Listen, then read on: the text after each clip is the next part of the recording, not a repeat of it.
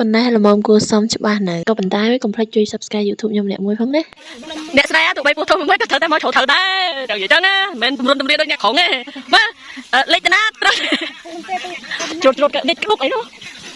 ជាជ្រុតក៏ជុះគ្រប់អីចាំចេញពីខថ្ងៃនេះមកពីជ្រុតក៏អត់មានអីធ្វើច្រើនដែរមកហូបថ្ងៃនេះគឺគោឡើងផ្ទះមិនចូលដល់គោឡើងផ្ទះឡើងភ្នំរបស់យើងមកងាកមើលកសិករយើងនេះវិញសិនថាពីអ្នកម៉ែគោនេះគឺចិត្តវាយគ្នាហើយចាមិនដឹងថាគេប្រកែកគ្នារឿងអីទេរឿងចុះដៃនឹងឯងដៃគេក៏ច្រើនគួសមដែរបងប្អូនទាំងអស់គ្នាអាចរាប់តាមនឹងទៅណាគឺថាក្រេវតែម្ដងខ្ញុំក៏មិនដឹងថាប្រហែលអ្នកដែរព្រោះថាមិនបានរាប់ទេដោយសារតែមនុស្សនឹងវារវល់ជាមួយនឹងការងារធម្មតាទេមនុស្សវាឆ្នាប់អញ្ចឹងណា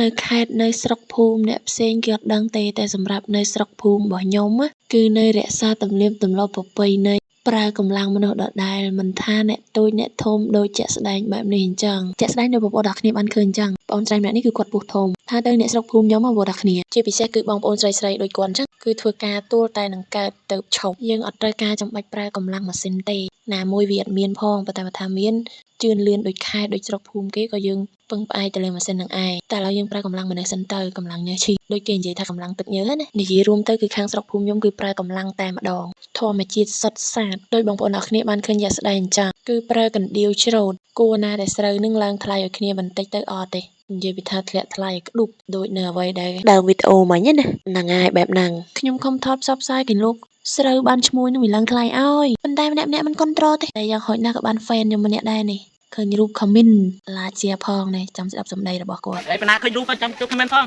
ហើយជាផងឡាទៅ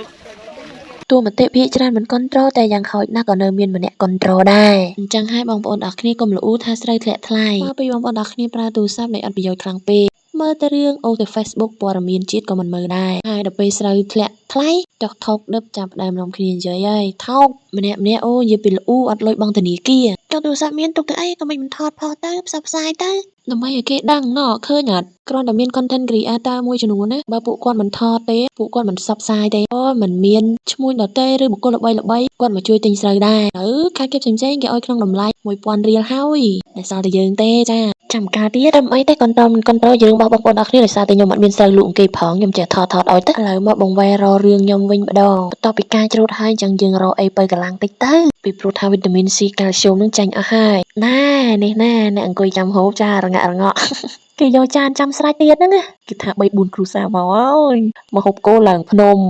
ប៉ុន្តែទូទៅអានេះគេមិនហៅគោឡើងភ្នំគេហៅថាគោឡើងផ្ទះព្រោះថាវាចូលនៅក្នុងផ្ទះអីចឹងណាផ្ទះខ្ញុំគេសប្បាយអញ្ចឹងមិនបាច់ចាំមានកម្មវិធីអីទេរាល់ថ្ងៃតែប៉ុណ្ណឹងសូមផ្ដាំដល់អ៊ំមីងនៅក្នុងភូមិរបស់ខ្ញុំគាត់តែងតែឧស្សាហ៍និយាយប្រាប់ខ្ញុំថាគាត់ជឿក្បាលវិលមុខអស់កម្លាំងសូម្បីតែអ្នកមានវ័យសកលខ្ញុំកូន1កូន2ហើយនឹងពួកគាត់ប្អូនខ្ញុំប៉ុន្តែពួកគាត់តែងតែនឿយហត់ហេវហត់អស់កម្លាំងជាមូលហេតុបងប្អូនអរគ្នាមិនបាច់ចាំពឹងទៅលើតាមពេទ្យច្រើនពេកក៏បានដែរដោយសារតែបងប្អូនអរគ្នាខ្វះជាតិវីតាមីនហើយនឹងបន្លែញ៉ាំតែបន្លែច្រើនទៅបងប្អូនអរគ្នាប្រឹងធ្វើការខ្លាំងពេកក៏ប៉ុន្តែអត់គិតពីសុខភាពខ្លួនឯងហូប 12000 20000ឯងបងប្អូនអរគ្នាគួរតែចំណាយធ្វើហូបទៅគួរតែចំណាយលុយទិញណាកុំស្ដាយអារឿងហូបអានេះជាសុខភាពបងប្អូនអរគ្នាតែបើសិនបងប្អូនអរគ្នាយកលុយទៅឲ្យប៉ែបងប្អូនអរគ្នាអត់ស្ដាយទេខ្ញុំអត់ចង់បានលុយពីបងប្អូនអរគ្នាទេមិនមែនថាលុយមិនចង់បានទេគឺចង់បានប៉ុន្តែគួរណាតែបងប្អូនអរគ្នាគួរហូបបន្លែឲ្យបានច្រើនទៅដើម្បីតែសុខភាពខ្លួនឯងតែអត់មានសុខភាពអ្នកណាទេជាក់ស្ដែងបងប្អូនអរគ្នាខ្ញុំចំណាយត្រឹមតែ 40000 ទេសាច់គោបកាហើយនឹងបន្លែតែប៉ុណ្ណឹងទេគឺថាហូបបាន 3-4 គ្រួសារមកមួយពូជមួយពងតែម្ដងថែសុខភាពរបស់អ្នកជីវិតរបស់អ្នកអរគុណជួបគ្នាវីដេអូក្រោយបាយ